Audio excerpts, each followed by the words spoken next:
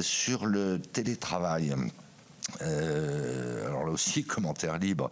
On a tous en tête qu'au moment de la crise du déclenchement de la crise sanitaire, tout le monde parlait du monde d'après, tout le monde disait plus rien ne sera comme avant, etc., etc.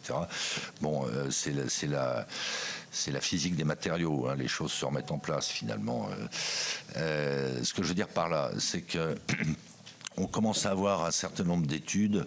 Alors qui ne sont pas, comment dire, qui ne sont pas univoques. Hein. Il y a des études dont les conclusions vont dans tous les sens. Mais enfin, quand même, il y a de plus en plus d'études qui établissent que le télétravail, bien sûr, apporte sur le confort de vie, l'équilibre vie professionnelle, vie privée des salariés, génère des économies de temps et d'argent, mais quand même, ce télétravail est assez perturbant pour la performance de l'entreprise. Et ce qui me paraît au moins aussi important pour le collectif de l'entreprise.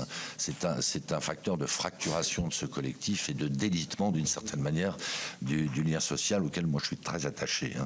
C'est pas inintéressant, mais vous le savez tous, de relever que les géants américains du digital, pour la plupart d'entre eux, ont dénoncé les accords de télétravail qu'ils avaient dans leurs propres entreprises, alors qu'ils sont les bénéficiaires du télétravail pour un certain nombre d'entre eux.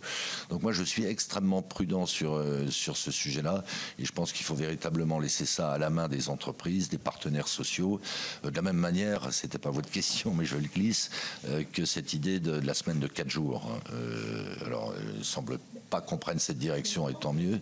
Pardon ?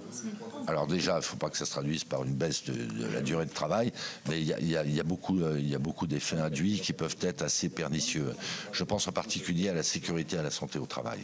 Parce que faire en 4 jours ce qu'on faisait en 5 jours, c'est forcément une intensité. Et puis enfin, c'est un nouveau facteur de fracturation entre les entreprises, mais également entre les postes.